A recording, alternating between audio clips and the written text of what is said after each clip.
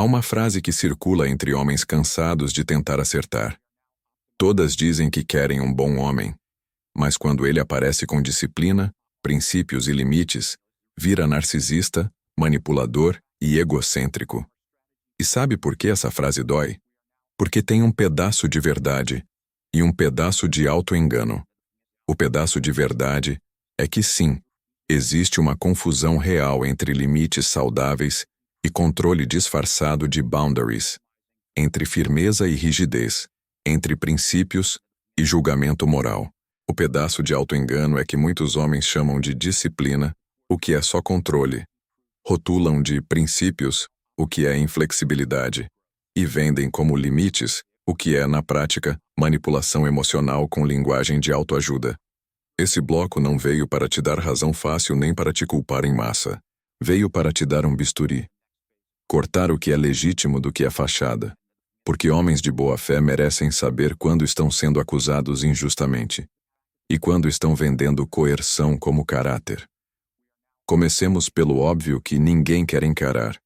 A palavra narcisista virou arma de arremesso. Terapia pop, feed e algoritmo fizeram dela um rótulo que qualquer desconforto recebe. Você disse não? Narcisista. Você pediu espaço? Manipulador. Você manteve uma rotina e não abriu mão do treino? Egocêntrico. É fácil, é rápido e é viral. Só que isso cria um ambiente tóxico, onde ninguém sabe mais distinguir limite de abuso, cuidado de controle ou fronteira de muro. O resultado?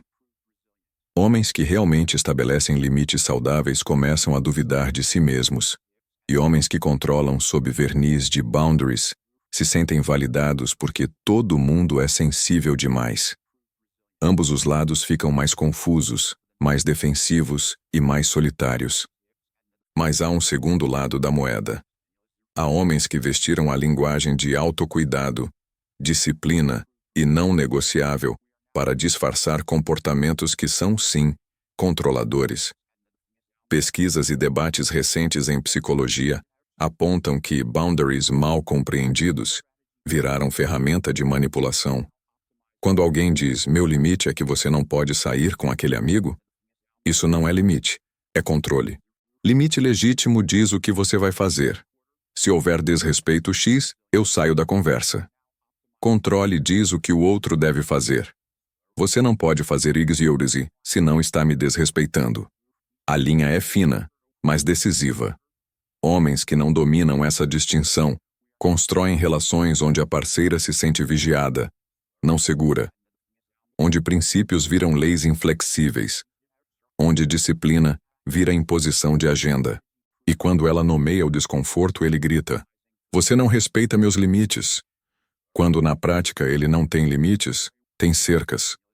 A grande tensão então está no meio. Como ser um homem com eixo, disciplina de verdade, princípios negociáveis onde não ferem dignidade e limites claros que protegem sua saúde, sem virar fiscal da vida alheia? Como evitar que seu não seja lido como egoísmo, sua rotina como rigidez, seus valores como arrogância, e ao mesmo tempo, como não cair no oposto? Flexibilizar tudo até virar poça, aceitar desrespeito por medo de ser o vilão, abrir mão de si para não parecer narcisista? Esse é o paradoxo. O mundo grita por homens íntegros, mas pune a integridade quando ela cria atrito. E aí, o que sobra? Homens performando flexibilidade enquanto mordem a língua até sangrar, ou homens performando firmeza enquanto trituram quem tenta se aproximar. Nenhum dos dois é sustentável, e nenhum dos dois é o que mulheres adultas de fato querem. Vamos olhar os dados com frieza. Estudos sobre dinâmicas de relacionamento e controle coercitivo usam modelos como a roda do poder e controle, do Lutt, versus roda da igualdade, para distinguir relações abusivas de relações saudáveis. Relações abusivas têm controle mascarado de cuidado, ameaças veladas de consequência, privilégio. O que eu digo vale mais. Isolamento social e minimização da voz do outro.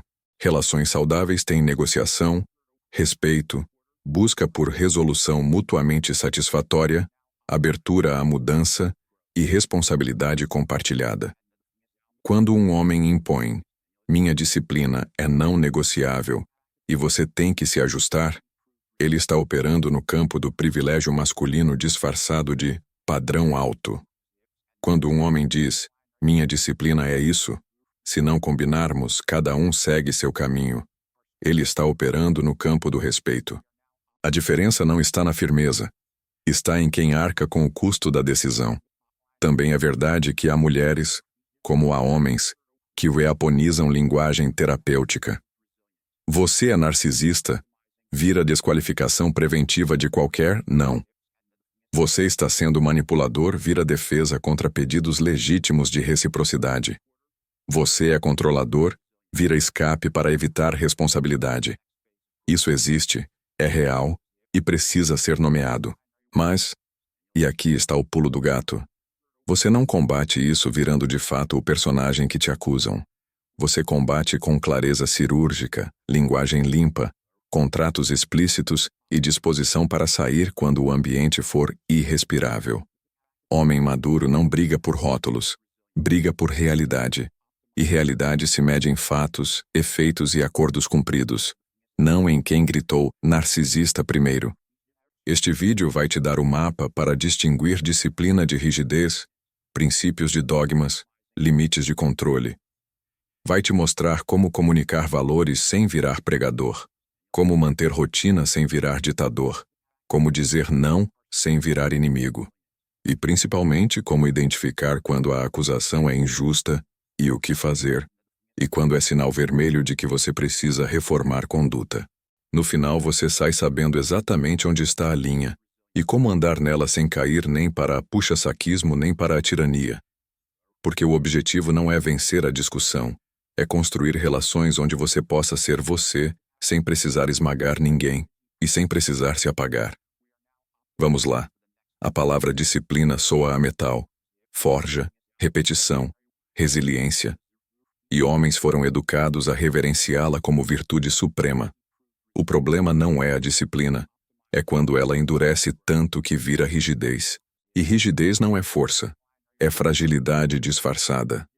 Homens rígidos quebram sob pressão inesperada, explodem quando a vida não segue o script e destroem vínculos porque tratam cada variação de rota como traição ao método.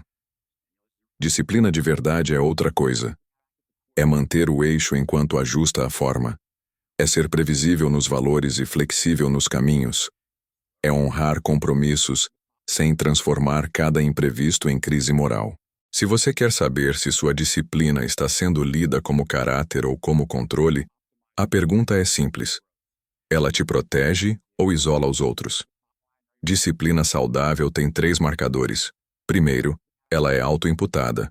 Você segue uma rotina porque ela te sustenta, não porque precisa provar algo ou punir quem não a segue. Exemplo. Você treina às 6 horas todos os dias. Disciplina é acordar e ir. Rigidez é exigir que a casa inteira fique em silêncio absoluto, culpar a parceira se ela acordar você 10 minutos antes, ou cancelar um compromisso importante porque não posso perder o treino. A linha é: sua rotina melhora sua vida ou cobra tributo da vida alheia. Segundo marcador, ajuste sob contexto. Disciplina permite revisão quando há doença, luto, emergência ou transição. Rigidez trata a exceção como falha de caráter. Homens rígidos dizem, não existe desculpa. Homens disciplinados dizem, existe contexto. Ajustamos e voltamos ao eixo quando possível. Terceiro marcador, comunicação prévia. Disciplina informa. Eu treino cedo, preciso dormir até 22h30. Me ajuda? Rigidez impõe. Se você me atrapalhar, você não me respeita. Um convida a cooperação, o outro cria medo. Agora, o veneno que confunde tudo. A disciplina Instagram. Homens consomem tanto conteúdo de rotina de milionário, 5 horas da manhã, 0 açúcar, 0 álcool, 0 desculpa, que começam a tratar a própria vida como reality show de pureza. A disciplina deixa de ser ferramenta e vira identidade. Quando identidade depende de performance impecável, qualquer falha vira colapso, e qualquer pedido de flexibilidade vira ataque. Por isso você vê homens destruindo namoros porque a parceira sugeriu café da manhã junto no sábado. E isso quebra a rotina de jejum. Vê homens acusando amigas de não levarem a sério a evolução, porque elas comeram pizza. Vê homens isolados, frustrados e culpando a geração mimimi, quando o problema é que eles confundiram método com dogma. Dogma não negocia, não contextualiza, não respira, e ninguém aguenta viver com dogma por muito tempo. A acusação de narcisista costuma vir quando seu comportamento exige que o mundo gire em torno da sua agenda sem reciprocidade.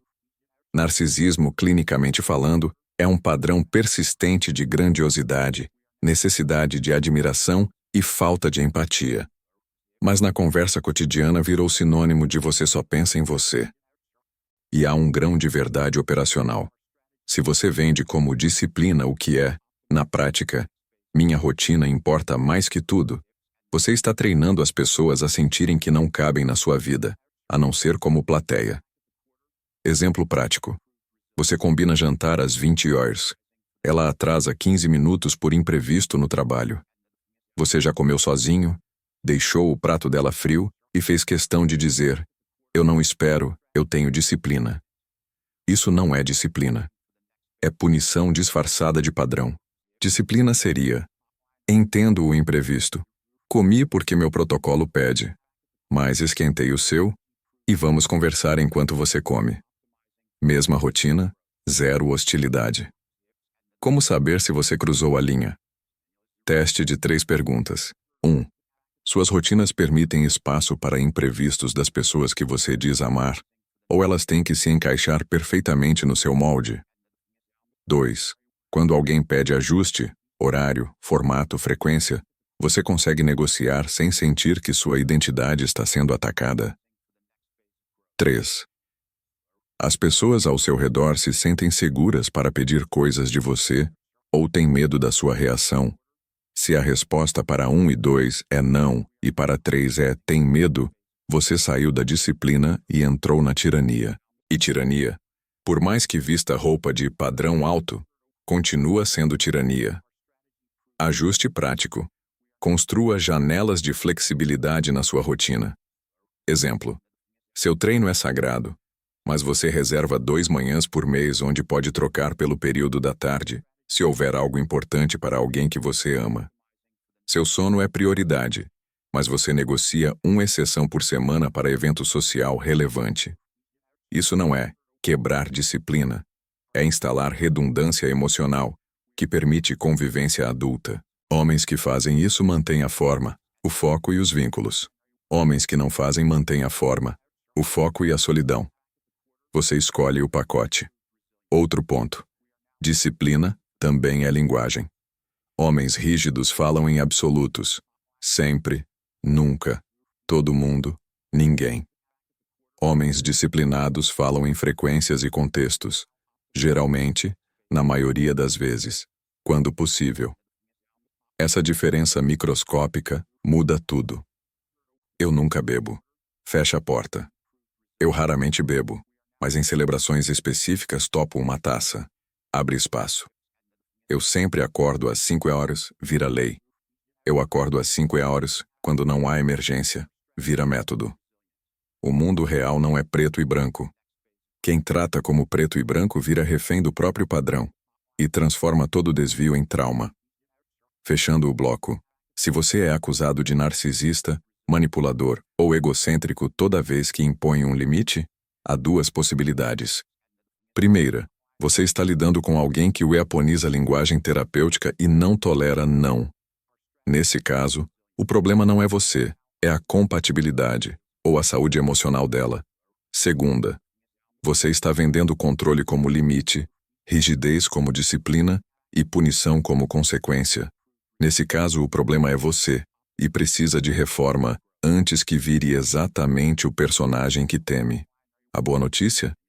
Ambas as possibilidades têm solução. A primeira exige que você saia. A segunda exige que você mude.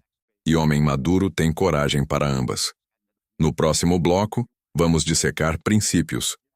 O que são de verdade, quando viram dogma e como comunicar valores sem virar o juiz moral da relação.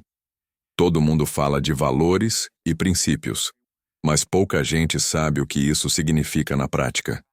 Princípio virou palavra bonita para colocar no feed. Meus valores são inegociáveis. Não abro mão dos meus princípios. Na superfície parece força, mas na vida real, frequentemente vira dogma. Regras rígidas, sem contexto, usadas mais para julgar o outro do que para orientar a si mesmo.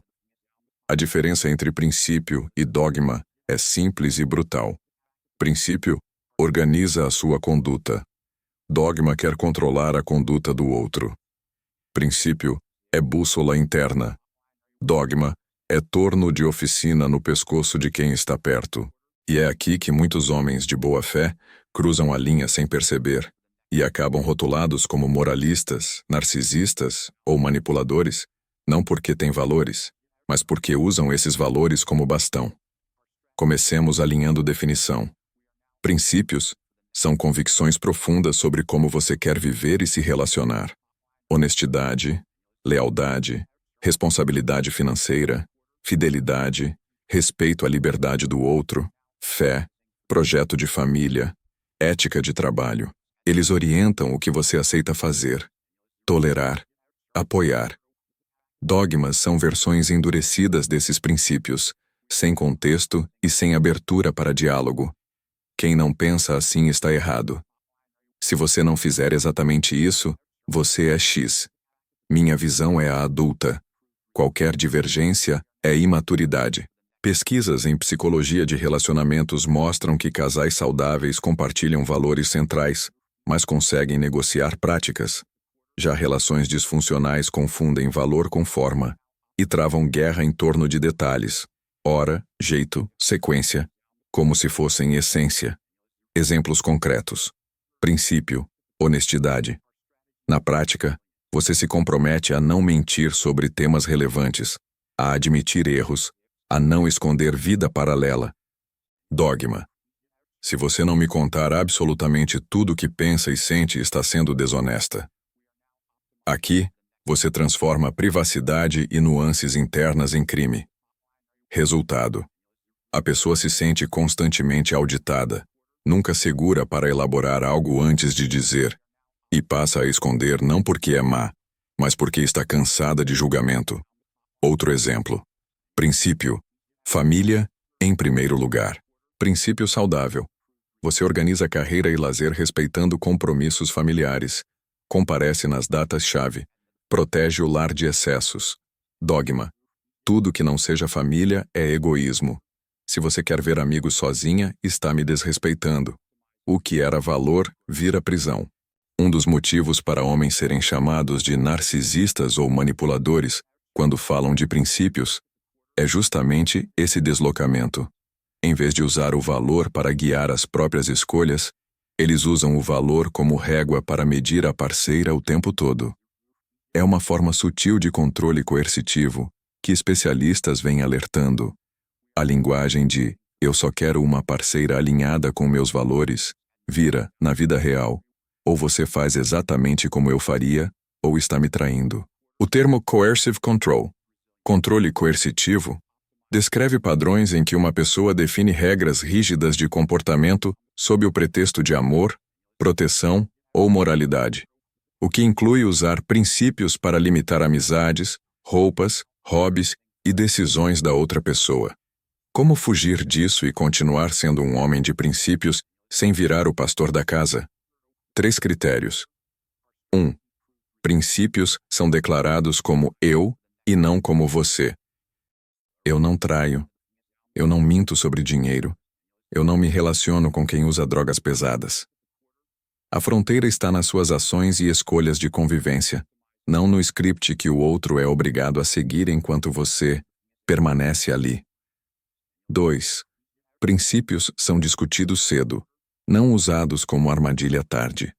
Você não passa 6 meses aceitando algo e, de repente, revela que sempre foi um valor seu, o oposto. Isso é manipulação, não princípio. Haja cedo. Explique seu mapa de valores no início da conexão séria. 3. Princípios vêm com consequências adultas, não com chantagem. Se algo fere seu valor central e a conversa não funciona, você se retira, sem destruir, sem humilhar, sem campanha difamatória. A comunicação é tudo aqui. Compare. Mulher que posta foto de biquíni não serve para mim. Isso fere meus princípios. Versus, eu não me sinto confortável me envolvendo seriamente com alguém cuja forma de se expor é X. Não é sobre certo ou errado universal. É sobre o que eu consigo sustentar. Se para você é importante viver assim, melhor sermos honestos e cada um seguir. A primeira frase transforma seu gosto pessoal em lei moral. A segunda assume responsabilidade pela própria régua e não desumaniza a outra pessoa. Adultos conseguem ouvir a segunda sem entrar em guerra. A primeira acende instinto de defesa, e às vezes com razão. Outro ponto vital. Princípios podem ser estáveis, mas sua aplicação precisa amadurecer com experiência e conhecimento. Homens que nunca revisam a forma como vivem seus valores viram caricaturas de si mesmos. Exemplo: princípio, fidelidade. Aos 20, você pode achar que isso significa responder mensagens instantaneamente e compartilhar senhas. Aos 35, com mais repertório, você talvez enxergue que isso é mistura de fusão emocional com controle, e que fidelidade verdadeira é não trair acordos, não flertar ativamente com terceiros e não esconder segredos estruturais, mantendo ao mesmo tempo espaços individuais. Se você não permitir essa evolução, continuará exigindo senhas aos 35 e sendo chamado, com alguma razão, de controlador. Há ainda o fator terapia pop. Muita gente aprendeu a dizer, esse é o meu valor, quando na verdade está falando de preferência, trauma ou insegurança. Meu valor é transparência total. Às vezes significa, fui traído e desenvolvi compulsão por saber tudo. Meu valor é ordem. Pode esconder ansiedade que não sabe lidar com o imprevisto. Reconhecer isso não mata o valor. Dá a ele tratamento adequado. Você continua valorizando transparência, mas entende que exigir leitura de pensamentos ou acesso permanente a tudo é exagero. Você valoriza a ordem, mas pratica flexibilidade emocional em vez de punir qualquer bagunça. Esse tipo de autoconsciência é o que distingue um homem de princípios de um homem dogmático. O primeiro se vê. O segundo só enxerga o defeito dos outros. Então por que, na prática, tantas mulheres chamam um homem de egocêntrico quando ele traz princípios, disciplina e limites? Duas possibilidades coexistem. Em um grupo, de fato há falta de maturidade. Qualquer frustração vira abuso, qualquer divergência vira violência, qualquer não vira egocentrismo. Aí a melhor resposta é serenidade e saída. Você não é obrigado a ficar onde seu eixo é patologizado. Em outro grupo, há histórico de homens que usaram princípios e limites para sufocar, julgar e controlar. Quando você chega com linguagem parecida, sem cuidado, aciona gatilhos. Ela reage não só a você, mas à memória coletiva. A solução, então, não é abandonar princípios, e sim comunicar com precisão, mostrar consistência no tempo e deixar claro que seus valores regem você, não a agenda dela. Resumo operacional deste bloco. Princípio é sobre o que você faz. Dogma é sobre o que você exige que o outro faça. Princípio convida conversa. Dogma encerra. Princípio assume custo e se retira se necessário. Dogma tenta moldar o outro para não ter que sair. No próximo bloco vamos para o coração da treta. Limites. O que são limites saudáveis de fato? Por que são a melhor defesa contra pessoas realmente abusivas? Como diferenciá-los de controle e como comunicá-los de um jeito que reduz a chance de ser visto como narcisista, sem você precisar virar um tapete. Limite virou palavra da moda. Todo mundo fala em limites, posta sobre aprender a dizer não e compartilha carrossel sobre padrões. Só que na prática, tem muita gente chamando de limite aquilo que é, na verdade, tentativa de controlar o outro. E é justamente aqui que muitos homens bem-intencionados se enrolam e viram o vilão da história. Confundem fronteira com coleira, consequência com ameaça, proteção com punição. Para construir relações saudáveis, você precisa de duas coisas simultâneas: limites claros e ausência de coerção. Psicologia clínica e guias atuais são unânimes. Limites são a melhor defesa contra narcisistas e abusadores, mas também podem ser deturpados e usados como arma de controle. A linha que separa uma coisa da outra é fina, mas dá para aprender. A definição operacional é simples. Limite é sobre o que você vai fazer, controle é sobre o que o outro deve fazer. Limite. Se você levantar a voz comigo, saio da conversa e retomamos depois, se houver respeito. Você está definindo a sua ação frente a um comportamento. Controle. Você não pode levantar a voz comigo, senão vou te deixar e contar para todo mundo quem você é. Aqui, a imposição, ameaça e exposição como arma. O primeiro protege sua integridade. O segundo tenta modelar o outro pelo medo. Limites saudáveis também são específicos, proporcionais e comunicados com antecedência sempre que possível. Não aparecem do nada na primeira crise. Em contraste, o controle muitas vezes surge como regra secreta, que só é revelada quando o outro, sem saber, a viola. Uma dinâmica que especialistas descrevem como característica de relações manipuladoras e de coerção. Vamos a exemplos concretos. Situação 1. Você valoriza a monogamia e percebe flerte aberto com terceiros. Limite saudável. Monogamia é essencial para mim.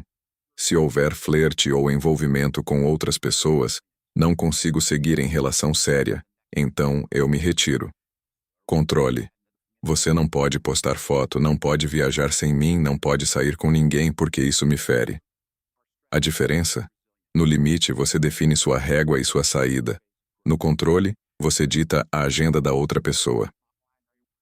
Situação 2. Você gosta de dormir cedo. Limite saudável. Preciso estar na cama até R$ 23 nos dias úteis. Topo sair R$ 1 por semana fora disso. Se a rotina começar a quebrar esse limite, vou reduzir os programas noturnos. Controle. Se você não topar minha rotina de sono, está me desrespeitando e não serve para mim. No primeiro caso, há ajuste negociável. No segundo, há julgamento moral. Especialistas em fronteiras saudáveis alertam para um uso tóxico da palavra limite que vem crescendo. O limite arma. É quando alguém estabelece uma regra unilateral que, na verdade, restringe a autonomia do outro, mas a apresenta como autocuidado. Artigos recentes descrevem exemplos como: meu limite é que você não fale com seu ex nunca mais. Meu limite é que você não use determinada roupa. Meu limite é que você esteja sempre disponível para me responder. Isso não é limite. É controle coercitivo travestido de linguagem terapêutica. Limite verdadeiro diz respeito à sua participação. Não me relaciono com alguém que mantém contato íntimo com o ex. Não fico em ambientes onde há X. Não consigo sustentar uma relação se sinto que não há reciprocidade básica. Se isso persistir, saio. Você não proíbe, você escolhe. Pode ser duro, mas é honesto. Por que, então, tantos homens que começam a aprender sobre limites são chamados de narcisistas, manipuladores ou egocêntricos? Em parte, porque há, sim, um contexto social em que qualquer frustração é lida como abuso. Em parte, porque alguns homens, ao despertar para a necessidade de limites, vão para o extremo. Empurram todos de uma vez, sem conversa, sem aviso, sem gradação, e esperam que o mundo se curve. Isso soa, e às vezes é, egocentrismo. A literatura sobre relacionamentos saudáveis enfatiza comunicação e negociação. Fronteiras podem ser firmes, mas são apresentadas com clareza, com espaço para o outro reagir, propor alternativas ou dizer: não é para mim. Limite adulto não é decreto divino. É convite a um acordo. Quando você usa limite para encerrar debate sem ouvir, você está mais próximo da caricatura de ego inflado do que do homem centrado que imagina ser. A comunicação muda tudo. Compare duas frases. Versão 1. Meu limite é você não sair com suas amigas solteiras.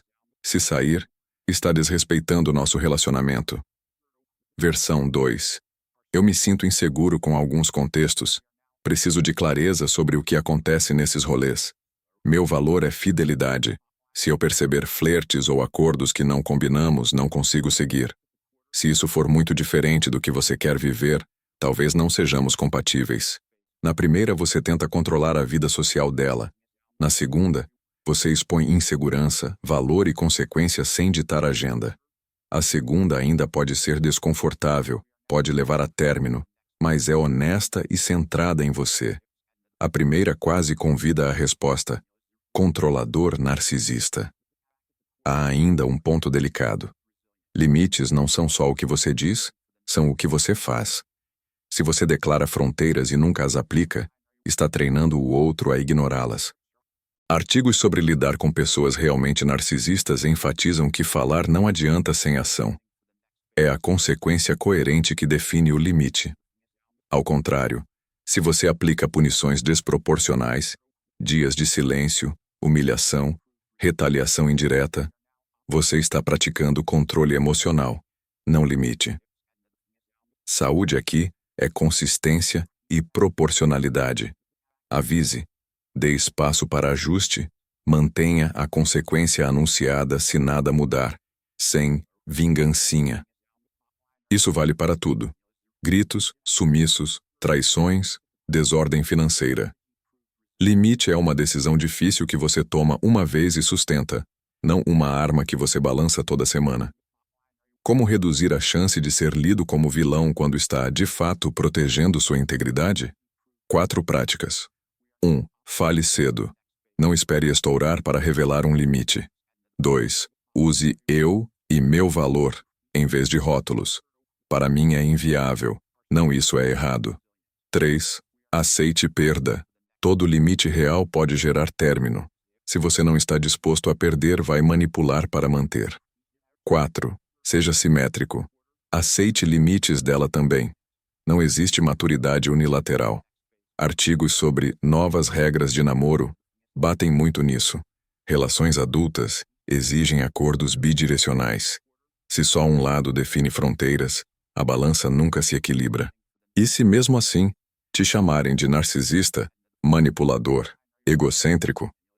A resposta madura não é entrar na disputa de rótulos, é pedir exemplos concretos. O que exatamente você leu assim? Se vierem fatos, reflita com humildade. Se vier só generalização, responda com serenidade. Não concordo com o rótulo. Esses são meus valores e limites. Se não fazem sentido para você, entendo a escolha de seguir outro caminho. Você não precisa vencer a narrativa do outro. Precisa estar em paz com a própria. Ao longo do tempo, consistência fala mais alto que qualquer acusação. Neste ponto, fica claro: ser um bom homem hoje não é abrir mão de disciplina, princípios e limites, mas aprender a aplicá-los sem máscara de controle. No próximo bloco vamos juntar tudo. Por que tantos homens de boa fé estão cansados? Como evitar o cinismo? Ninguém quer homem de verdade. Como filtrar quem realmente tolera um homem com eixo?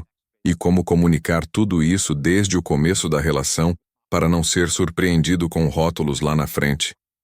Há um tipo específico de homem que está exausto em 2025.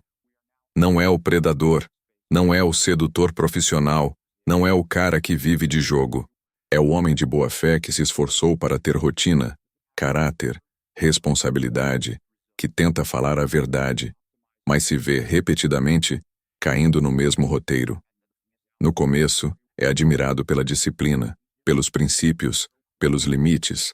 Alguns meses depois, qualquer não vira egoísmo, qualquer fronteira vira narcisismo, qualquer decisão firme vira manipulação. Depois de 2 ou 3 voltas nesse carrossel, o risco é alto. Ou ele se entrega ao cinismo, ninguém quer homem de verdade, só querem boneco, ou se auto-abandona. Vou engolir tudo para não ser o vilão. Ambos os caminhos matam o eixo. O desafio real é outro: aprender a filtrar mais cedo, comunicar melhor e aceitar que parte do trabalho de um homem centrado é escolher onde não ficar. Não tentar consertar ambientes que transformam virtude em crime. Primeiro ponto: Filtragem. Muitos homens reclamam das reações que recebem, mas escolhem se envolver ignorando sinais muito claros no começo. Guias modernos de namoro e psicologia aplicada insistem em atenção a pontos como a pessoa fala de ex-parceiros, tudo narcisista, sempre vítima, como reage a pequenos nãos, negocia ou explode, como lida com frustração em serviços, humilha a atendente ou resolve, como administra responsabilidade, assume erros ou terceiriza tudo. Esses indicadores mostram, antes de qualquer declaração de amor, se há maturidade para conviver com alguém que tem valores e limites. Se nos primeiros encontros, qualquer divergência sua vira rótulo pesado, o problema não é seu padrão alto, é a capacidade do outro de lidar com alteridade. E o filtro não é julgamento moral, é autoproteção. Se, já no início, meu não vira ataque pessoal, imagina depois. A saída é sair cedo, não ficar tentando fazer didática emocional com quem não pediu. Segundo ponto. Comunicação desde o começo. Muitos conflitos que explodem depois poderiam ser evitados se, logo nas primeiras conversas mais profundas, você deixasse claras 3 coisas: sua rotina, como vive seus dias, seus valores centrais, o que é inegociável para você, e sua visão de limite, como reage a desrespeito. Modern Guides destacam que novas regras do namoro exigem explicitar expectativas cedo para reduzir mal-entendidos e ressentimentos futuros. Exemplo de conversa: trabalho de tal a tal hora, treino em tais dias, sono é prioridade para eu funcionar, não bebo em excesso. Meu valor central em relação é fidelidade e respeito público. Grito e humilhação são deal breaker para mim. Se um de nós passar desses limites, eu não fico. E eu sei ouvir limites também.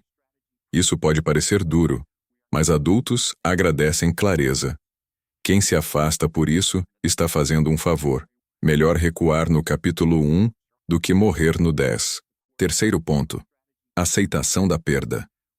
Parte da dor do homem de boa-fé vem da ilusão de que, se ele for didático o suficiente, bom o suficiente, paciente o suficiente, toda relação pode ser salva. Isso é meio verdade na terapia, mas é mentira na vida real. Nem toda conexão merece ser educada. Algumas precisam apenas ser encerradas com respeito. Textos sobre confusão entre limites e controle lembram que a insistência em fazer o outro entender muitas vezes prolonga dinâmicas abusivas. Você dedica meses a provar que não é narcisista para alguém que só está interessado em manter você inseguro. O movimento maduro é diferente. Expõe sua visão uma vez, talvez 2. Se vira guerra de rótulos, você corta a cena. Não por orgulho, mas por higiene mental. E quanto mais cedo fizer isso, menor o dano à sua fé nas pessoas. Quarto ponto. Como não virar cínico. Depois de algumas pancadas, é tentador adotar a narrativa: todas são assim. Ninguém quer homem com eixo. O jogo é roubado. Isso até dá alívio a curto prazo, porque te coloca como vítima bondosa de um mundo injusto. Mas a longo prazo te trava. Você passa a se relacionar com caricaturas, não com indivíduos. Entra em conversas já na defensiva e se torna exatamente aquilo que critica. Alguém incapaz de ver nuance. A saída proposta por bons guias de namoro e de saúde mental não é romantizar o cenário, é calibrar a lente. Sim, há distorções, há gente imatura, há uso inflacionado de termos clínicos como arma. Mas também há pessoas que sabem dialogar, que valorizam homens com eixo, que entendem a diferença entre limite e violência. Seu trabalho é dobrar a aposta em se tornar legível para esse grupo. E ilegível para quem busca personagem. Como ser legível para quem te merece? 3 atitudes. 1. Coerência. O que você fala sobre disciplina, princípios e limites precisa bater com o que ela vê no seu dia a dia. Homem que prega respeito, mas fala mal de todo mundo, que defende honestidade, mas vive na mentira pequena, será corretamente chamado de manipulador. 2. Responsividade. Você não precisa concordar com tudo, mas precisa mostrar que ouve. Quando ela trouxer incômodo, ao invés de atirar, você que me narcisista, pergunte: me dá um exemplo? O que você sentiu? Como eu poderia ter feito diferente sem violar meu limite? Respostas como essas separam homens adaptativos de homens defensivos. 3. Reciprocidade. Acolha os limites dela com a mesma seriedade que exige dos seus. Não peça o que não está disposto a oferecer. Isso destrói, na raiz, a acusação de egocentrismo. Por fim, lembre-se: ser um bom homem não significa ser amado por todos. Significa ser íntegro mesmo quando isso custa. Em um mundo que usa rótulos com a mesma facilidade com que troca de vídeo, você vai ser chamado de coisas injustas. A questão é: o que sua consciência e seu histórico dizem? Se de forma honesta você consegue responder: tenho sido consistente, aberto a feedback e firme nos meus valores sem controlar ninguém, você não precisa carregar rótulos que não te pertencem. Coloque-os de volta na prateleira, siga andando e escolha melhor as salas onde entra. No próximo bloco vamos costurar tudo em um encerramento integrador. Como viver disciplina, princípios e limites de um jeito que não precise de explicação, porque a sua reputação fala primeiro. No fim das contas, a pergunta que importa não é: por que me chamam de narcisista, manipulador, egocêntrico? Mas: que tipo de homem eu estou sendo, independente do nome que jogam em cima de mim? Rótulo é barato, presença é cara. Presença é o que sobra quando a história acaba, quando a discussão termina, quando a fase boa passa. É a combinação de disciplina que te mantém em pé, princípios que te mantém alinhado e limites que te mantém inteiro. Se esses 3 elementos estiverem bem calibrados, você pode até ser demonizado por quem não suporta a fronteira, mas vai ser reconhecido por quem interessa. E é esse grupo que precisa governar as suas escolhas, não a plateia que troca a narrativa a cada semana. Disciplina, no seu melhor, é amor bem administrado, com você e com quem depende de você. Ela aparece no horário em que você acorda sem deixar de dormir, na forma como você cuida do corpo para não despejar cansaço em todo mundo, na constância com que honra compromissos, mesmo quando ninguém está olhando. Não precisa ser rígida, não precisa ser instagramável, precisa ser sustentável. Quando a sua disciplina melhora a vida de quem está perto, em vez de esmagar, ela é percebida como segurança, não como prisão. Quando vira vaidade espiritual, olha como sou superior a todos, ela apodrece e todos sentem o cheiro. Princípios, quando bem vividos, são alicerce, não arma. Você não precisa esfregá-los na cara de ninguém, precisa encarná-los. Princípio de honestidade é não mentir quando seria conveniente, não maquiar falha que ninguém veria, não vender atalho imoral porque paga mais rápido. Princípio de respeito é não humilhar no conflito, não usar segredos contra a pessoa, não fazer piada pública com a vulnerabilidade que ela te confiou. Princípio de responsabilidade é não jogar no colo do outro aquilo que é seu, seja financeiro, emocional ou prático. Quem convive com um homem assim não precisa que ele faça sermão. Ela sente na pele que os valores dele são reais. Isso não a impede de discordar, mas impede que o chame de manipulador com leveza. A biografia o defende. Limites, finalmente, são a moldura da sua dignidade. Não servem para controlar, servem para lembrar a você mesmo onde termina o seu sim. Dizer não para grito, traição, humilhação, falta crônica de palavra, não é narcisismo, é higiene. O que transforma limite em abuso é a forma: segredo, surpresa, punição, teatro. Quando você declara limites com clareza, cedo, olhando no olho, quando aceita os limites do outro com a mesma seriedade, quando topa a consequência de sair em vez de permanecer reclamando, você está praticando maturidade. Em alguns contextos, isso será aplaudido. Em outros, será odiado. Não confunda o ódio da sua firmeza com prova de erro. Às vezes é prova de que você parou de ser manipulável. O mundo de hoje, hiperpsicologizado, criou uma distorção real. Termos clínicos viraram xingamento. Narcisista tóxico, abusador, são arremessados sem responsabilidade, muitas vezes para não encarar a própria parcela de imaturidade. Você não controla isso. O que controla é o tipo de homem que reconhece no espelho. Se você tem coragem de revisar sua conduta quando recebe crítica concreta, se ajusta sua disciplina quando ela começa a esmagar, se refina a forma de viver seus princípios para não virar juiz, se verifica se seus limites não são coleiras, então você está fazendo a sua parte. A injustiça dos outros é currículo deles, não seu. A grande virada é esta: sair do jogo de provar que é bom homem e entrar no trabalho de ser homem inteiro. Bom homem hoje virou branding. Homem inteiro é outra coisa. É previsível sob pressão, é capaz de dizer errei sem se desmontar. É capaz de dizer não sem destruir. É capaz de sair sem fazer campanha de difamação. É o cara que não precisa que a parceira seja perfeita para ser correto, que não usa trauma como salvo-conduto para a má conduta, que não precisa da aprovação de todo mundo para dormir tranquilo, porque seu relatório interno fecha no azul. Esse homem pode sim ser mal interpretado, mas ele é raro. E é justamente por ser raro que quando alguém com maturidade o encontra, sabe. Não é vilão, é adulto. Então, da próxima vez que vier a frase, todas querem um bom homem, mas quando descobrem que ele vem com disciplina, princípios e limites, ele vira o vilão. Faça 3 coisas antes de concordar no automático. Primeiro, revise se o que você está chamando de disciplina não é rigidez. Segundo, cheque se seus princípios não estão sendo usados como dogma para controlar. Terceiro, pergunte se seus limites não estão mais focados em mandar no outro do que em cuidar de si. Se passar nesses 3 testes, você não é vilão, é filtro. E filtro, por definição, não agrada a todos. Agrada a quem tem maturidade para beber água limpa. O resto é barulho.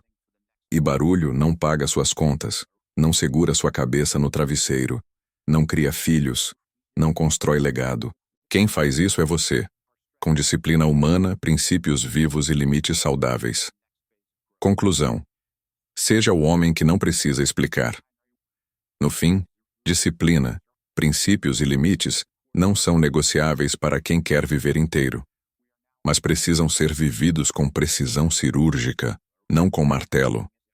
A boa notícia? Você não precisa agradar todo mundo. Precisa ser legível para quem merece. Mulheres adultas que reconhecem diferença entre eixo e ego, fronteira e prisão, valor e dogma. Quando você calibra isso, rótulos param de doer, porque sua reputação fala mais alto que qualquer acusação. O vilão não é o homem com régua, é o homem que usa a régua para bater, não para medir. Seja o segundo. Sua paz depende disso. Teste agora. Pegue um limite seu e pergunte: isso é sobre o que eu faço ou sobre o que ela deve fazer? Resposta honesta muda tudo. Comenta abaixo, limite. Apply seu teste. Se inscreve para não perder o próximo mapa. Vamos construir homens inteiros.